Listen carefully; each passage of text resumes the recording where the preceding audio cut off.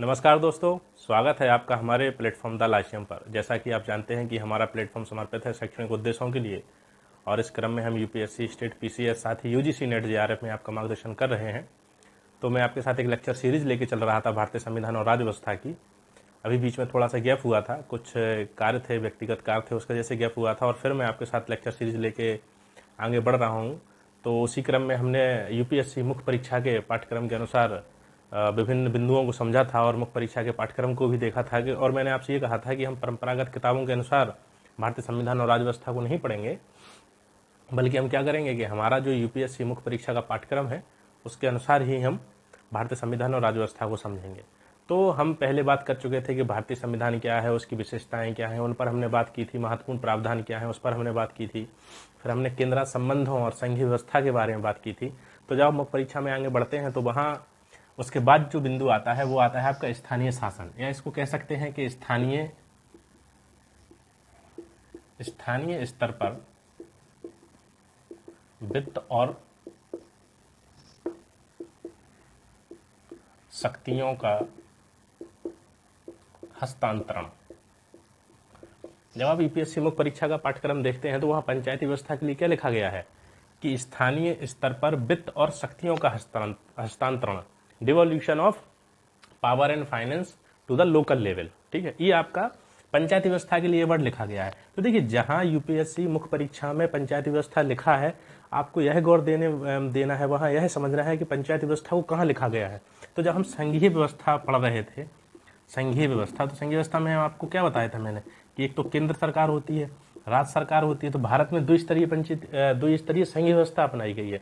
लेकिन जब हम देखते हैं तो त्रिस्तरीय पंचायती व्यवस्था अपनाई गई, क्योंकि भारत में स्थानीय स्तर पर भी क्या किया गया है, शक्तियों का हस्तांतरण किया गया है, उनका डिवोल्यूशन किया गया है, उनका ट्रांसफर किया गया है। ठीक है, तो भारत में जब हमने क्या कहा, जब हमने यूपीएससी मुख्य परीक्षा का जो दूसरा बिंदु था उसे देखा था, उसमें लिखा था केंद्रांश संबंध और संघीय व्यवस्था से उत्पन्न होने वाले विषय। तो उसी के साथ ही आपका ये वाला बिंदु उन्होंने जोड़ दिया है। यूपीएससी का जो पाठ्यक्रम जो निर्माण कर रहे होंगे जो लोग, उन्होंने जोड़ा है कि स्थानीय स्तर पर वित्त और शक्तियों का हस्तांतरण। तो इसका आशय क्या है? देखिए, जब मुख्य परीक्षा का जो पाठ्यक्रम तैयार किया गया है वो ऐसे तैयार नहीं किया गया है कि बस लिख दिया गया है और आपको उसको पढ़ लेना है। जब कोई भी परीक्षा का पाठ्यक्रम तैयार होता है या किसी भी विश्वविद्यालय का पाठ्यक्रम तैयार होता है तो वहाँ उस विषय के विशेषज्ञ होते हैं और पाठ्यक्रम तैयार करते हुए वह आपको यह बताते हैं कि आपको किस स्तर पर पढ़ना है और किस प्रक्रिया के आधार पर पढ़ना है। तो उन्होंने जो संघीय व्यवस्था के साथ साथ आपका स्थानीय स्तर पर या कहें कि पंचायती व्यवस्था को जोड़ा है, तो वो यह कहना चाह रहे हैं कि भारत में जो संघीय व्यवस्था है वह कैसी है, वह त्रिस्तरीय संघीय व्यवस्था है। एक तो केंद्र है, दूसरा राज्य है और तीसरा स्थानीय स्तर है। जैसे हमारी ग्राम पंचायतें हैं, नगर पालिका हैं, तो इनको स्थानीय स्तर पर जो संघीय व्यवस्था है उनको शक्तियां कौन दे रहा है? उनको शक्तियां भी संविधान दे रहा है। तो इसलिए संघीय व्यवस्था के साथ ही इस वाले टॉपिक को लिख दिया गया है। तो मान लीजिए कभी इस प्रकार का प्रश्न अगर मुख्य परीक्षा में आ रहा है कि स्थानीय स्तर पर वित्त और शक्तियों के हस्तांतरण की प्रक्रिया क्या है, उसके संवैधानिक प्रावधान क्या है, या इसमें क्या कमियां हैं, इसके समक्ष क्या चुनौतियां हैं, इन चुनौतियों और समस्याओं का क्या समाधान किया जा सकता है। तो इसका आशय है कि वो आपसे क्या पूछ रहा है, वह आपसे पूछ रहा है कि भारत में पंचायती व्यवस्था को बताना है आपको। ठीक है, तो मुख्य परीक्षा के पाठ्यक्रम को अगर आप समझ रहे हैं, उसके सिलेबस को समझ रहे हैं, जैसा कि मैं पहले ही लेक्चर से आपसे कह रहा हूं कि दो चीजें आपको हमेशा अपने साथ रखनी है, एक तो मुख्य परीक्षा का पाठ्यक्रम और दूसरा पिछले वर्षों के प्रश्न पत्र। उसके आधार पर ही आपकी तैयारी आगे बढ़ेगी। और मान लीजिए जब आप लिख रहे हैं, मान लीजिए संघीय व्यवस्था से प्रश्न आ रहा है, स्थानीय स्तर पर प्रश्न आ रहा है या पंचायती व्यवस्था पर प्रश्न आ रहा है, तो आप इस प्रकार के शब्दों का प्रयोग करिए जो कि मुख्य परीक्षा में लिखे गए हैं, मुख्य परीक्षा के पाठ्यक्रम में लिखे गए उन शब्दावली का और उन वर्ड का प्रयोग करिए। उससे क्या होगा, उससे आपके उत्तर की जो है वो प्रमाणिकता सिद्ध होती है और उत्तर एक स्टैंडर्ड लेवल का उत्तर हो जाता है आपका। ठीक है, तो जो मुख्य परीक्षा है, हमारी मुख्य परीक्षा का पाठ्यक्रम है, वहां पंचायती व्यवस्था के लिए क्या शब्द प्रयोग किया गया है? स्थानीय स्तर पर वित्त और शक्तियों का हस्तांतरण। मतलब कि वो कह रहे हैं कि पंचायती व्यवस्थाओं के लिए या जो हमारी नगर पालिकाएं हैं या स्थानीय शासन या स्थानीय स्वशासन के लिए शक्तियों और वित्त के हस्तांतरण की क्या प्रक्रिया है, क्या प्रावधान है, उन सब पर चर्चा करने के लिए कहा गया है। ठीक है, तो हम चलिए इसको समझते हैं कि पंचायती व्यवस्था का क्या प्रावधान है। ठीक है, स्थानीय शासन कह सकते हैं आपको, स्थानीय स्वशासन कह सकते हैं, इसको पंचायती व्यवस्था कह सकते हैं आप। ठीक है, नगर पालिका व्यवस्था कह सकते हैं, शहरी स्थानीय स्वशासन कह सकते हैं आपको, स्थानीय स्तर पर वित्त और शक्तियों का हस्तांतरण। इतने शब्द जो है वो पंचायती व्यवस्था के लिए ही प्रयोग किए जाते हैं। ठीक है, तो अब हम देखते हैं, जैसा कि हमेशा हम समझते हैं कि सारे क्या करते हैं कि एक पूरे बिंदु को कुछ खंडों में बांटते हैं, उसके आधार पर समझते हैं। तो उसी प्रकार हम स्थानीय शासन या पंचायती व्यवस्था को समझेंगे। तो सबसे हम पहले हम यह देखेंगे कि स्थानीय शासन जो है, लोकल गवर्नमेंट भी कह सकते हैं आप इसको, का अर्थ क्या होता है, इसका अर्थ क्या होता है। फिर देखेंगे इसका विकास कैसे हुआ, डेवलपमेंट कैसे हुआ पंचायती व्यवस्था का, डेवलपमेंट। और उसके बाद देखेंगे हम कि इसका संवैधानिक स्थिति क्या है, इसकी कॉन्स्टिट्यूशनल पोजीशन, सिचुएशन, कुछ भी कह सकते हैं आप, क्या है। हम इन 3 बिंदुओं को देखेंगे। और देखिए, कुछ लोगों ने कहा है मुझसे कि जो लेक्चर हो रहा है वो 1 घंटे का हो जाता है, लगभग 46 मिनट या 55 मिनट का लेक्चर हो रहा है, तो देखने में थोड़ी समस्या उत्पन्न हो रही है। तो मैं क्या करूंगा कि लेक्चर्स को थोड़ा सा छोटा करूंगा, उसको 20-25 मिनट या 30 मिनट के लेक्चर करने का प्रयास करूंगा। तो इस संदर्भ में आप लोग भी अपने सुझाव मुझे दे सकते हैं कमेंट में आकर कि लेक्चर की जो ड्यूरेशन है या जो उसकी लेंथ है वो क्या रहनी चाहिए। क्योंकि मुझे बोलने में उतनी समस्या नहीं होती है, मैं 3 घंटे 4 घंटे लगातार बोल सकता हूँ भारतीय संविधान और राज्य व्यवस्था पर। ये आपको अपनी सुविधानुसार मुझे बताना है कि लेक्चर की जो ड्यूरेशन है वो क्या रहे, ये आप मुझे बता सकते हैं। उसी अनुसार मैं लेक्चर को बना दूंगा, चाहे वो आप जो भी बता देंगे उसी के अनुसार बना दिया जाएगा, ठीक है।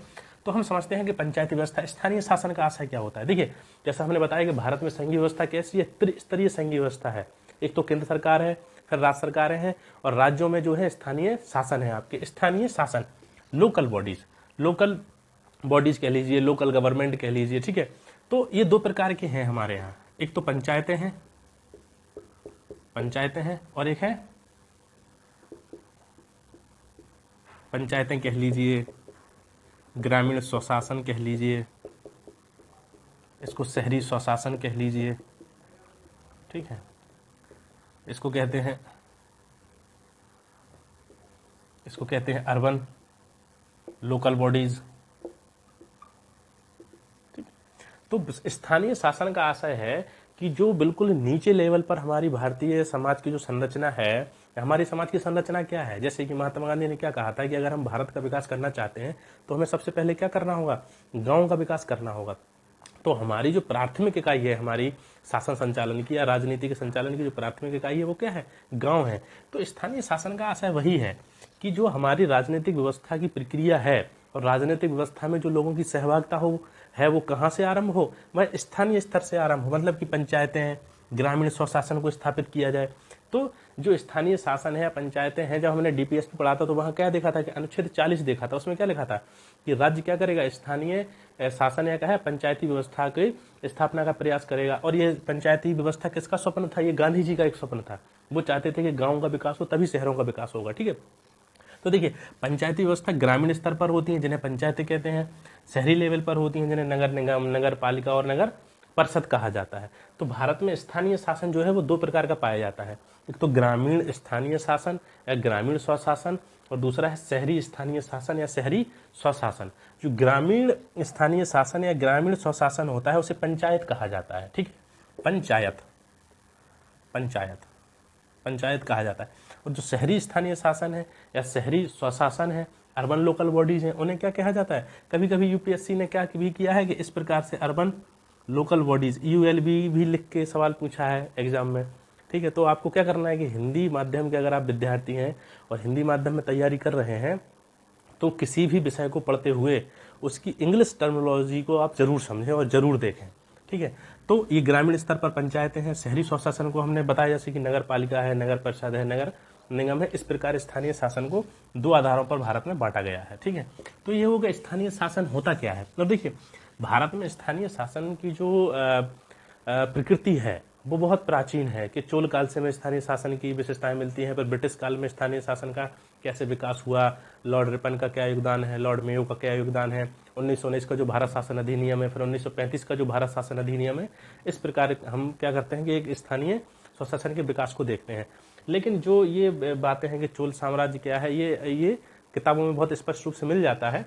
तो बहुत बेसिक लाइन में मैं बता दे रहा हूँ कि कैसे विकास हुआ। जैसे मैंने बताया कि चोल काल में जो उत्तर मेरूर अभिलेख था वहाँ पर स्थानीय स्वशासन और पंचायती व्यवस्थाओं का उल्लेख मिलता है।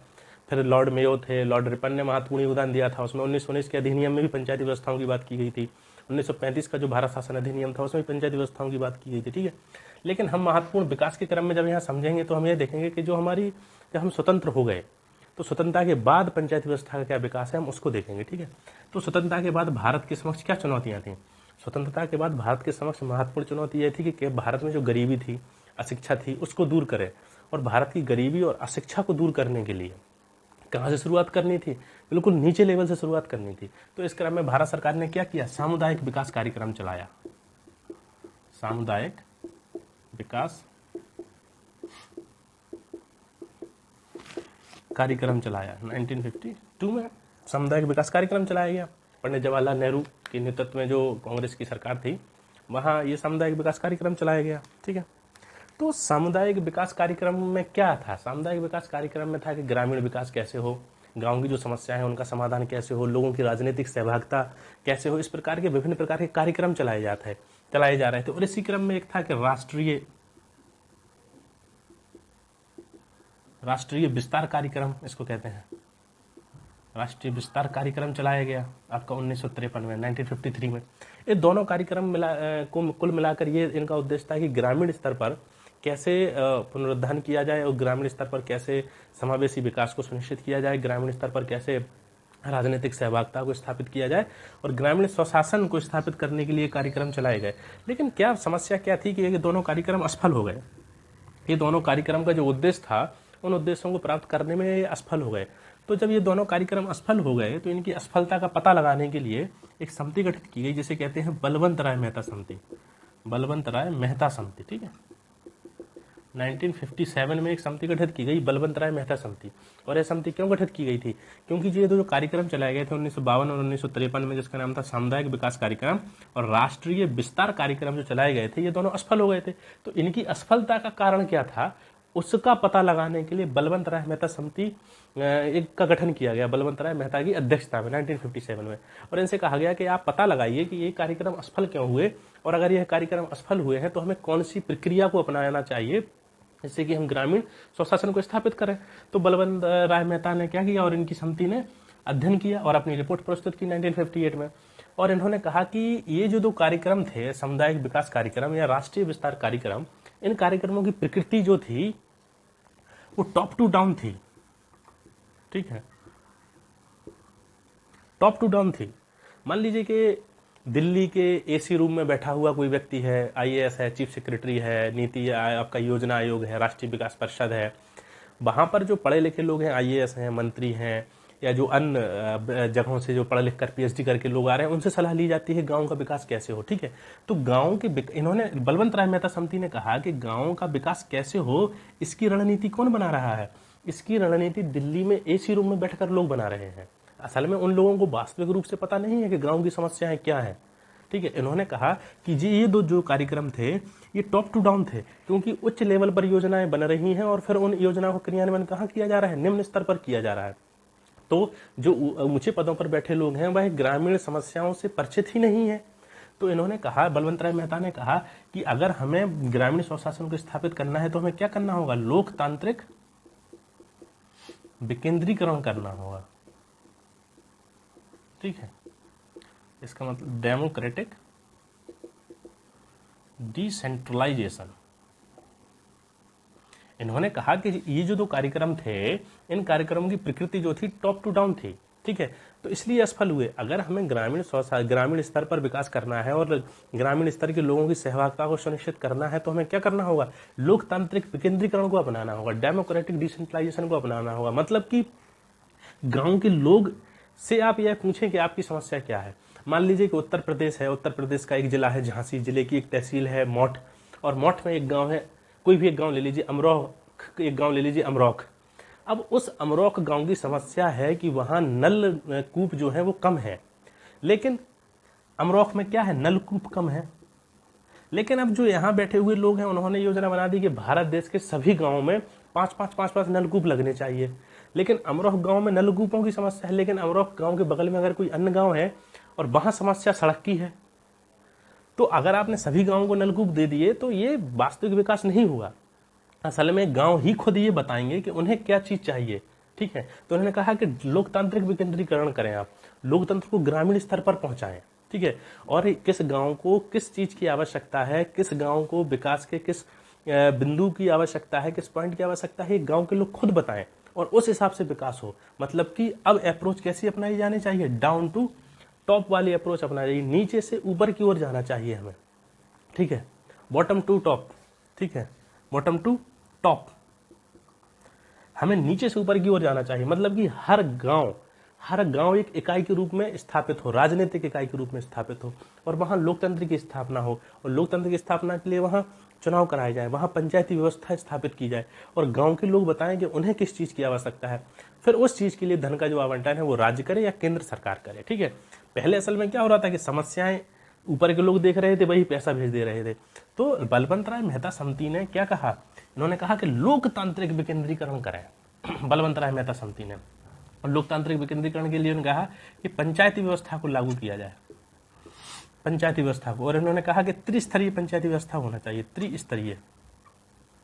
त्रिस्तरीय पंचायती व्यवस्था होनी चाहिए।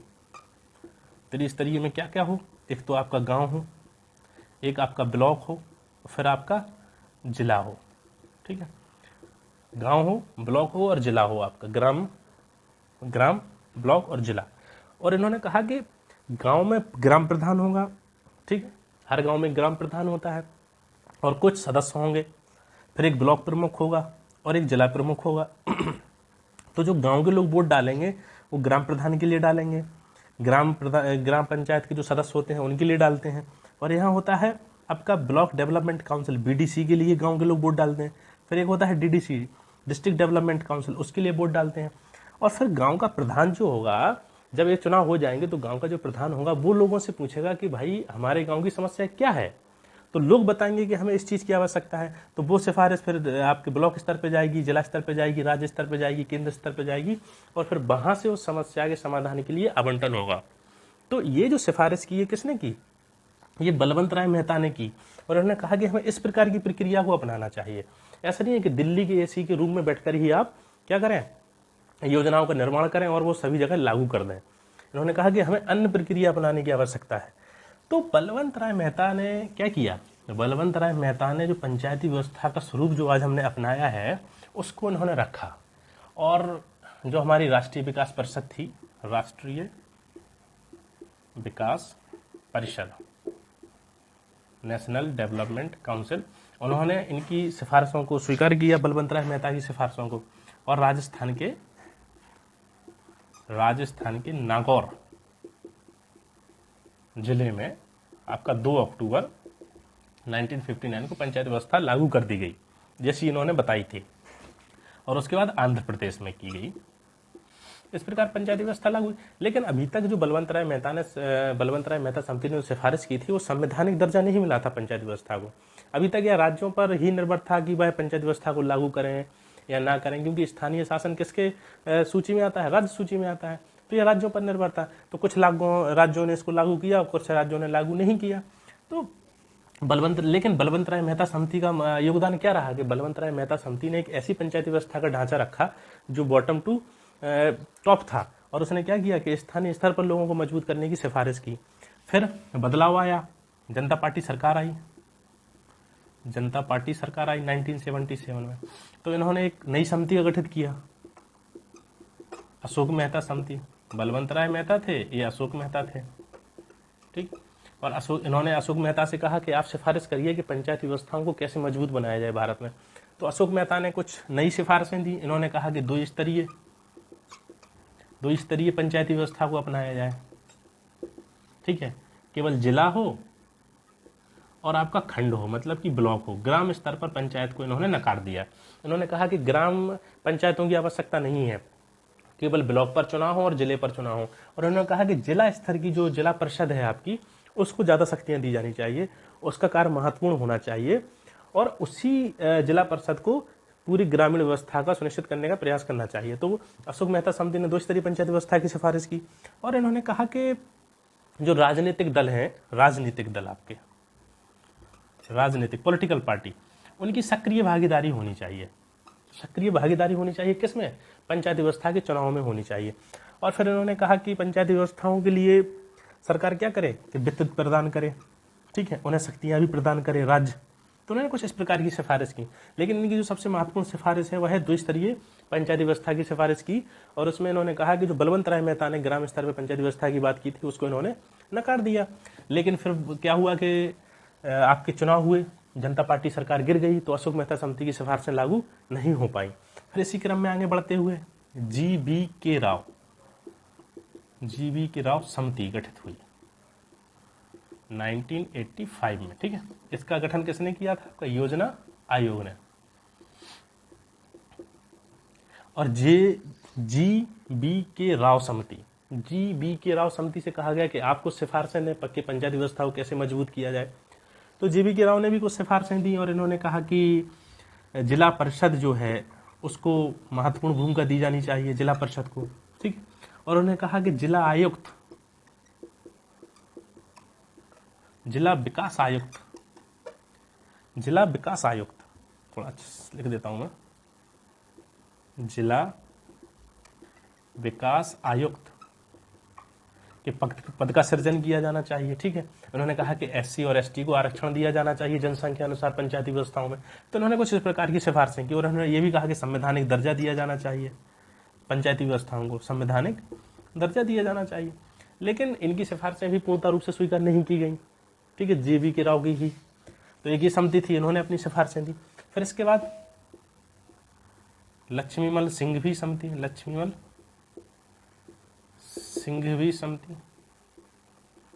1986 गठित की गई। लक्ष्मीमल सिंघवी समिति ये राजीव गांधी सरकार ने गठित की। राजीव गांधी इन्होंने भी कुछ सिफारिशें की। इन्होंने भी लगभग वही सिफारिशें की कि जिला परिषद है उसको महत्वपूर्ण शक्तियां दी जानी चाहिए, संवैधानिक दर्जा दिया जाना चाहिए ग्राम पंचायतों को। फिर उन्होंने कहा कि महिलाओं को भी आरक्षण दिया जाना चाहिए, एससी और एसटी को भी आरक्षण दिया जाना चाहिए जनसंख्या के आधार पर। और उन्होंने उसको संवैधानिक कॉन्स्टिट्यूशनल बनाने की बात की पंचायती व्यवस्थाओं को। इन्होंने लगभग वही सिफारिशें फिर से रिपीट की लक्ष्मण सिंघवी ने। पर ये भी समिति की सिफारिशों को राजीव गांधी ने क्या किया कि संवैधानिक दर्जा देने का प्रयास किया और 64वां संविधान संशोधन लाए, पंचायती व्यवस्थाओं को बनाने का प्रयास किया, पर वह उनका प्रयास राजीव गांधी का सफल नहीं हो पाया। फिर इसी क्रम में आगे बढ़ते हुए थुंगन समिति की स्थापना की गई। थुंगन समिति, ठीक है। तो थुंगन समिति ने भी वही बात कही 1988। थुंगन समिति ने क्या कहा? थुंगन समिति ने कहा कि पंचायती व्यवस्थाओं को त्रिस्तरीय होना चाहिए। इन्होंने बलवंत राय मेहता समिति की सिफारिशों को वापस कर दिया। उन्होंने कहा कि त्रिस्तरीय पंचायती व्यवस्था को ही अपनाया जाए, संवैधानिक दर्जा दिया जाए, एससी, एसटी, ओबीसी और महिलाओं को रिजर्वेशन दिया जाए। निश्चित कार्यकाल की इन्होंने बात की, निश्चित कार्यकाल। उन्होंने कहा कि पंचायत व्यवस्थाओं को निश्चित कार्यकाल होना चाहिए, 5 वर्ष होना चाहिए। तो इस प्रकार की उन्होंने सिफारिशें की थुंगन समिति ने। थुंगन समिति के बाद फिर एक और समिति आई, गॉडगिल समिति। और गॉडगिल समिति ने लगभग इन्हीं सिफारिशों को फिर से रिपीट कर दिया। गॉडगिल समिति गठित की गई। गॉडगिल समिति ने कहा कि ये जो सिफारिशें हैं इन्हीं सिफारिशों को इन्होंने भी रिपीट किया। उन्होंने कहा कि इसी प्रकार की पंचायती व्यवस्था होनी चाहिए। तो देखिए, पंचायती व्यवस्था के संदर्भ में जो समितियां गठित की गई, उन समितियों की सिफारिशों के आधार पर एक ढांचा हमारे समक्ष आया, हमारे सामने आया। और उस ढांचे में क्या आया कि त्रिस्तरीय पंचायत व्यवस्था होनी चाहिए, पंचायतों को संवैधानिक दर्जा दिया जाना चाहिए, एससी, एसटी, ओबीसी और महिलाओं को रिजर्वेशन होना चाहिए, निश्चित कार्यकाल होना चाहिए। और पंचायतों के संदर्भ में क्या है कि कुछ स्वैच्छिक और अनिवार्य आपके विषय होने चाहिए, ठीक है। तो इस प्रकार क्या हुआ कि जो समितियां गठित की गई और समितियों ने जो सिफारिशें दी, उस सिफारिशों के आधार पर एक ढांचे का निर्माण हुआ और उसी ढांचे के आधार पर क्या हुआ, उन्हें संवैधानिक दर्जा दिया गया, ठीक है। तो ये हमने समझा विकास के पंचायती व्यवस्थाओं के संदर्भ में जो विभिन्न प्रकार की समितियां गठित की गई, उन समितियों ने कैसे पंचायती व्यवस्था की रूपरेखा और उसके ढांचे, उसके स्ट्रक्चर का निर्माण किया। फिर संवैधानिक स्थिति कैसे मिली पंचायती व्यवस्थाओं को? तो जैसे मैंने बताया था कि 64वां संविधान संशोधन करने का प्रयास किसने किया? राजीव गांधी सरकार ने, पर यह सफल नहीं हो पाया। फिर है बीपी सिंह की सरकार थी, उन्होंने भी संवैधानिक दर्जा देने की बात की, पर यह सफल नहीं हो पाया। लेकिन जो आपके थे पीवी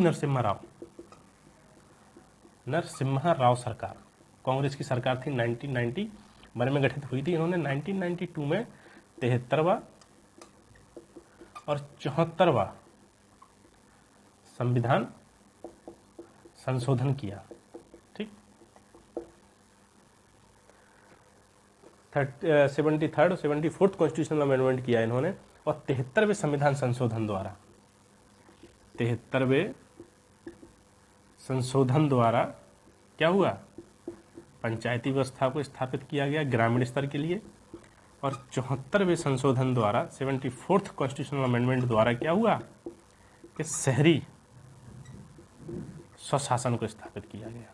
मतलब कि ये पंचायतें स्थापित हुई और शहरी शासन के द्वारा नगर पालिका है, आपका नगर परिषद है और नगर निगम स्थापित हुए। तो संवैधानिक दर्जा किसके द्वारा मिला, पी नरसिम्हा राव सरकार द्वारा 1992 में 73वें 74वें संविधान संशोधन द्वारा पंचायती व्यवस्थाओं को संवैधानिक दर्जा दिया गया। और भारतीय संविधान में जो समितियों द्वारा जो सिफारिशें की गई थी उसके आधार पर एक ढांचा बना दिया गया और कहा गया कि राज्य क्या करेंगे कि इन्हीं ढांचे के आधार पर अपनी पंचायती व्यवस्था का निर्माण करेंगे। ठीक है, तो इस प्रकार पंचायती व्यवस्थाओं का एक विकास क्रम है, उनका संवैधानिक प्रावधान कैसे मिला ये है। ठीक है, तो अब हमने ये समझा। अब हम ये देखेंगे कि पंचायती व्यवस्थाओं को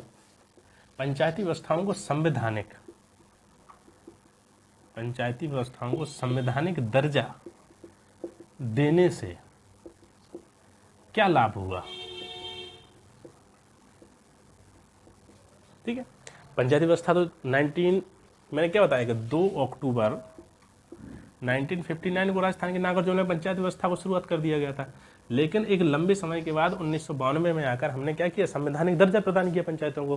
तो संवैधानिक दर्जा मिलने से क्या हुआ, संवैधानिक दर्जा मिलने से पहले की स्थिति क्या थी, संवैधानिक पंचायती व्यवस्थाओं को संवैधानिक दर्जा मिलने से पहले की स्थिति ये थी कि अगर राज्य चाहे तो उसे लागू करते थे और राज्य चाहे तो लागू नहीं कर सकते थे। और सभी पंचायती व्यवस्थाओं के संदर्भ में एक रूपता नहीं थी, निश्चित नियमित चुनाव नहीं होते थे, निश्चित कार्यकाल नहीं था। ठीक है, लेकिन जब संवैधानिक दर्जा मिला और संविधान में प्रावधान जोड़े गए, अनुसूचियां जोड़ी गईं, उसके माध्यम से क्या हुआ कि राज्य अब बाध्य हो गए, राज्य सरकारें अब बाध्य हो गईं नियमित और निश्चित चुनाव कराने के लिए। ठीक है, निश्चित चुनाव कराने के लिए जब संविधान में पंचायती व्यवस्थाओं के संदर्भ में प्रावधान लिख दिए गए, भाग 9 लिख दिया गया, भाग 9 का लिख दिया गया, अनुसूची 11-12 जोड़ दी गई, तो संवैधानिक प्रावधानों का उल्लंघन तो राज्य कर नहीं सकते हैं। तो अब भारत की जो राज्य सरकारें थी वह बाध्य हो गई नियमित और निश्चित चुनाव कराने के लिए। और संवैधानिक दर्जा देने से क्या हुआ कि संपूर्ण भारत में पंचायती व्यवस्थाओं के संदर्भ में एक रूपता आई और पंचायती व्यवस्थाओं की स्थिति जो है मजबूत हुई और नियमित और निश्चित चुनाव होने लगे, निश्चित अंतराल पर चुनाव होने लगे। SC ST को रिजर्वेशन दिया गया, महिलाओं को रिजर्वेशन दिया गया, OBC को राज्य चाहे तो रिजर्वेशन दे सकते थे। तो संवैधानिक दर्जा मिलने से ये फायदा हुआ। और आप देखते हैं कि आज पंचायती व्यवस्थाओं को चुनाव सभी राज्य कराते हैं निश्चित रूप से। ठीक है, तो ये आज का लेक्चर था जिसमें हमने बहुत बेसिक आधार पर अवधारणा के स्तर पर समझा कि स्थानीय शासन का अर्थ क्या होता है, उसका विकास क्या होता है। विकास क्रम को हमने थोड़ा सा ऐतिहासिक पक्ष देखा, फिर उसके बाद हमने ये देखा कि विकास क्रम कैसे समितियों के माध्यम से जो समितियां स्थापित की गई उन्होंने सिफारिश की और उन सिफारिशों के आधार पर क्या हुआ कि एक पंचायत व्यवस्था का ढांचा जो है स्ट्रक्चर तैयार हुआ। और फिर संवैधानिक स्थिति कैसे मिली पंचायती व्यवस्थाओं को और संवैधानिक स्थिति मिलने से क्या फायदा हुआ, क्या लाभ हुआ पंचायती व्यवस्था को। तो इसके क्रम में जब हम आगे बढ़ेंगे तो हम 73वें संविधान संशोधन को समझेंगे, मतलब कि स्थानीय स्वशासन को समझेंगे, पूरी पंचायती व्यवस्थाओं को समझेंगे। फिर उसके बाद अगले लेक्चर में क्या देखेंगे कि हमारा जो शहरी अर्बन लोकल बॉडीज हैं, शहरी स्वशासन है, उसको समझेंगे। तो ये पंचायती व्यवस्था का बहुत ही आरंभिक बिंदु था और आरंभिक अवधारणा थी। तो आप हमारे साथ जुड़े रहिए, पढ़ते रहिए और अपने उज्जवल भविष्य का निर्माण करिए। धन्यवाद।